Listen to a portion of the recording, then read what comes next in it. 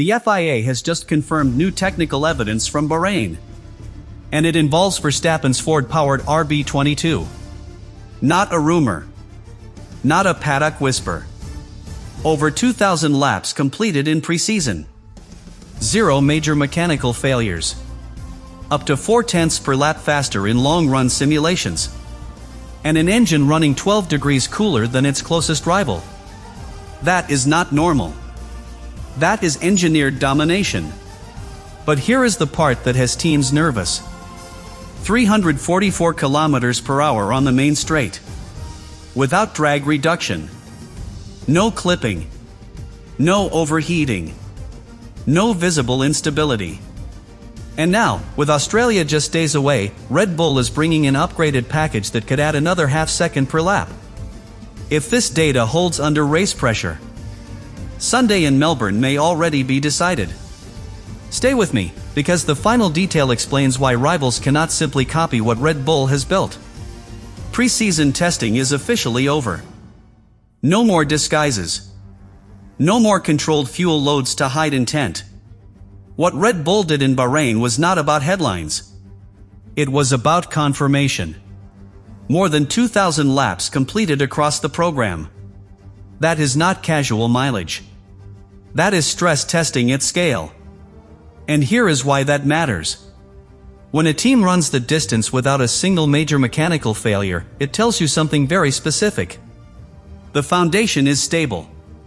You do not bring aggressive upgrades to Australia unless the base architecture is locked in.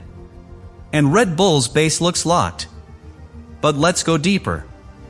On the timing sheets, Verstappen's fastest lap did not scream domination. It was quick. But controlled. That was intentional.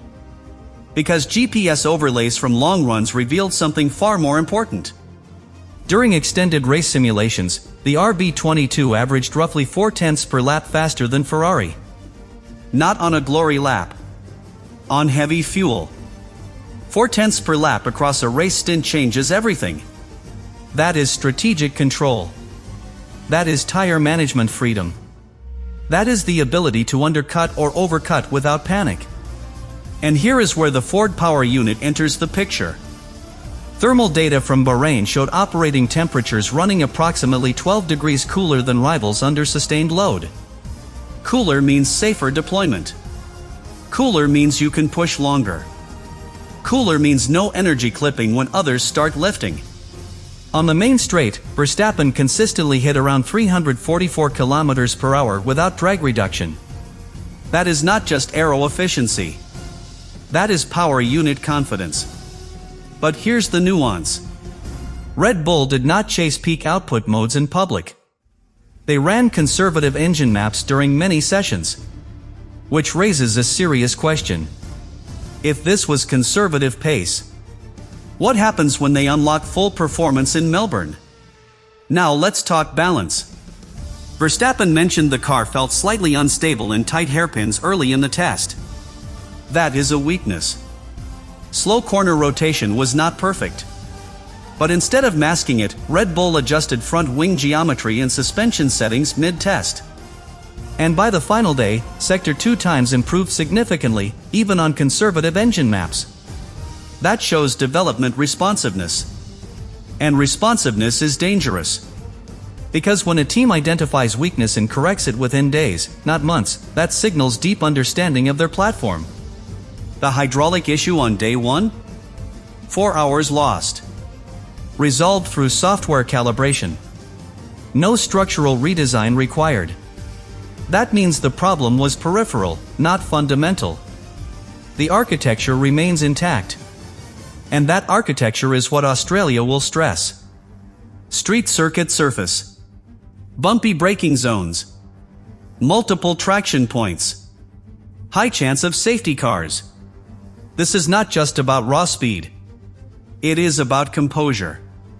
If the RB22 maintains the long-run advantage under safety car restarts, if the Ford engine continues to run cooler in hot track conditions, if tire degradation stays minimal, then Red Bull does not need pole position to control the race. They only need proximity. and proximity with a 4/10 per lap advantage becomes inevitability. But this is only the foundation. Because what they are bringing to Australia may widen that gap even further. Now we move into the upgrades that force the FIA to take a closer look. Because what Red Bull is bringing to Australia is not cosmetic. It is layered performance. First, the evolved sidepod concept. The undercut is deeper, more aggressive, and it channels hot air directly toward the rear floor. This is not accidental airflow. This is controlled energy. By feeding hotter, faster-moving air into the diffuser region, Red Bull increases rear downforce without increasing drag. That means stability in medium-speed corners. And Albert Park lives in medium-speed corners. Engineers estimate roughly 2/10 gained in those flowing sections alone. But that is only one layer. The front wing has been revised completely. New mainplane geometry. Adjusted outboard flap angle. More pronounced footplate shaping. The purpose is simple. Reduce understeer in slow corners. Verstappen's early complaint was hesitation on entry in tight hairpins. That hesitation costs time in Melbourne's opening sector. The revised wing sharpens rotation. Sharper rotation means earlier throttle. Earlier throttle means stronger exits onto straights. Everything connects. Now add the diffuser and rear crash structure extension. Subtle visually. Significant aerodynamically. By extending the airflow expansion zone at the rear, Red Bull improves traction under load. That directly improves Sector 3 in Melbourne. Better traction out of the final corner. Higher speed across the line. Stronger defensive position into Turn 1. And then there is the Ford engine mapping refinement. This might be the most underestimated part. The updated mapping improves torque delivery in first through third gear. Less lag. More immediate response off the line. Standing starts in Australia are chaotic. If Verstappen gains even half a car length at launch, he controls the inside line. And once he controls position, long run pace becomes the weapon. But here is what makes this package dangerous. Each upgrade supports the other. The side pods feed the diffuser. The diffuser stabilizes the rear. The front wing corrects slow corner balance. The engine mapping enhances traction. This is integration, not experimentation. And integration creates consistency. Now let's talk numbers. Internal projections suggest the full Australian package could add roughly half a second per lap compared to Bahrain baseline configuration. Half a second. If the long-run advantage was already around 4/10, you begin to see the scale of potential separation. But there is still risk. Melbourne crosswinds can destabilize aggressive rear aero concepts. If gusts hit during braking zones, balance may shift unexpectedly.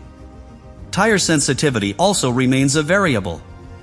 If Verstappen pushes too aggressively early in a stint, degradation can spike. And unlike Bahrain, track evolution in Melbourne is rapid. Grip improves dramatically from Friday to Sunday. Setup must adapt perfectly. But here is the difference between a good car and a championship car. A good car shows speed. A championship car absorbs variables. The RB22 appears designed to absorb variables. Stable rear platform. Efficient cooling. Strong degradation profile. Flexible aero balance. Which means Australia is not just about raw pace. It is about control under chaos. If Red Bull executes cleanly, if Verstappen manages tires intelligently, if the Ford power unit maintains thermal advantage, then Sunday in Melbourne becomes a demonstration, not a battle. And once a team demonstrates control in race 1, the rest of the paddock starts chasing. Not for one weekend. For the entire season.